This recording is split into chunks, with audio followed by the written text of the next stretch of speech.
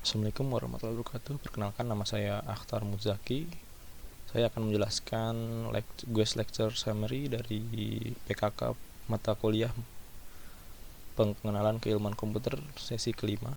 Apa itu data science? Merupakan sebuah studi atau upaya untuk mengekstrak insight untuk keperluan bisnis yang melibatkan beberapa area pengetahuan seperti matematika, statistika, kecerdasan buatan, dan rekayasa komputer untuk menganalisis data berjumlah besar berdasarkan AWS tahun 2024. Menurut IBM, data science menggabungkan matematika dan statistik, specialized programming, analisis tingkat lanjut, kecerdasan buatan, dan machine learning yang spesifik ke suatu subjek untuk menemukan insights tersembunyi dalam suatu organisasi data. Kenapa data science penting? Yang pertama, untuk menemukan pola tersembunyi yang bisa digunakan untuk mengidentifikasi tren dan hubungan yang tidak mudah dilihat.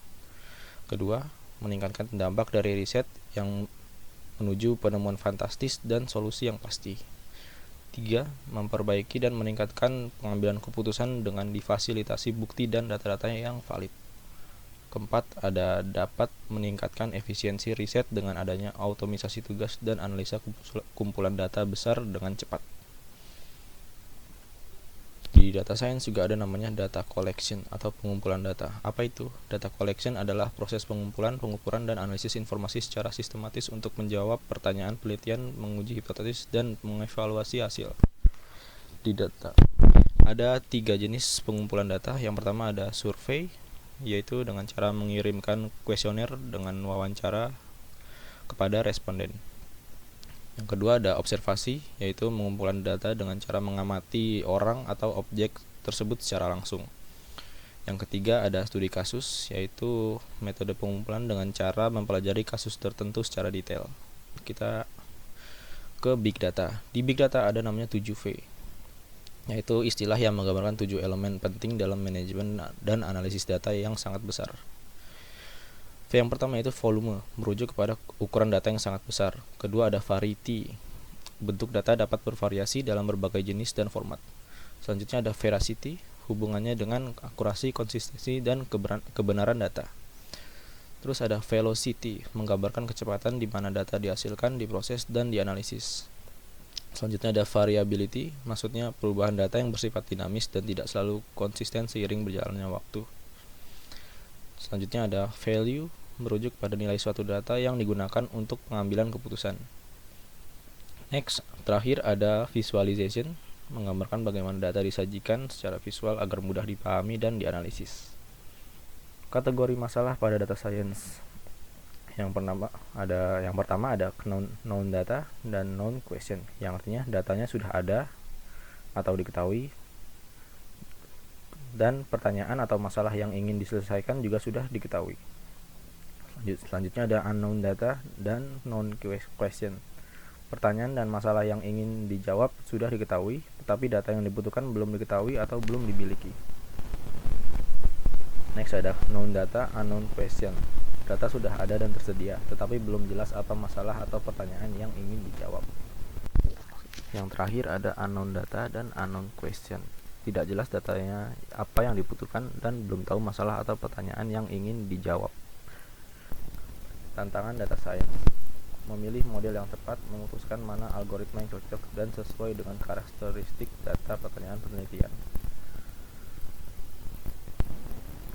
Selanjutnya ada tantangannya dari data science: memilih model yang tepat. Memilih model yang tepat itu memutuskan mana algoritma yang cocok dan sesuai dengan karakteristik data dan pertanyaan penelitian.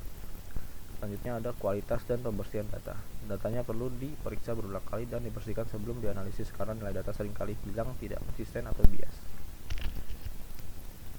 Selanjutnya ada menghindari overfitting. Overfitting itu biasa terjadi saat model yang terlalu terpaku dengan data pelatihan berubah atau menurun performanya saat ada data baru.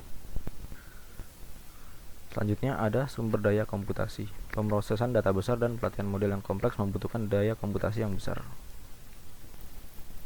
Selanjutnya ada interpretasi hasil. Mengkomunikasikan insight dari model yang kompleks ke pihak terkait bisa menjadi kesulitan tersendiri. Terakhir ada pertimbangan etis, memastikan penggunaan data analisis yang bertanggung jawab agar terhindar dari bias, melindungi privasi, dan menjaga transparansi. Selanjutnya ada optimasi data science. Pentingnya optimasi yaitu kinerja model. Optimasi membantu menemukan parameter terbaik sehingga model dapat memberikan hasil yang akurat dan kinerja baik. Efisiensi dan generalisasi. Teknik optimasi tidak hanya meningkatkan performa tapi juga memastikan model bisa bekerja dengan baik pada data baru. Terus ada algoritma optimasi yang biasa digunakan. Biasanya ada gradient descent, yaitu parameter model diiterasikan untuk meminimalisir kesalahan setiap penyesuaian. Selanjutnya ada agentic algoritma yang meniru proses seleksi alam untuk menemukan solusi optimal. Terakhir ada Bayesian optimization, menggunakan model probabilistik untuk secara efisien menjelajahi ruang parameter. Komponen kunci dari optimasi yaitu fungsi objektif, yaitu fungsi matematis yang menentukan apa yang ingin dicapai dalam proses optimasi. Tujuan dari fungsi ini adalah untuk memaksimalkan atau meminimalkan suatu nilai tergantung pada kasus yang sedang dianalisis. Selanjutnya ada keterbatasan. Batasan atau aturan yang membatasi solusi yang mungkin. Model sensasional memiliki pengaturan yang dapat diatur yang disebut parameter yang mempengaruhi model tersebut membuat prediksi. Terakhir ada optimisasi algoritma, seperangkat aturan atau prosedur untuk mencari solusi optimal melalui beberapa pilihan secara sistematis. Digunakan untuk menemukan parameter terbaik yang meminimalisir kesalahan dan meningkatkan akurasi dari model. Terima kasih. Saya Akhtar Muzaki. Wassalamualaikum warahmatullahi wabarakatuh.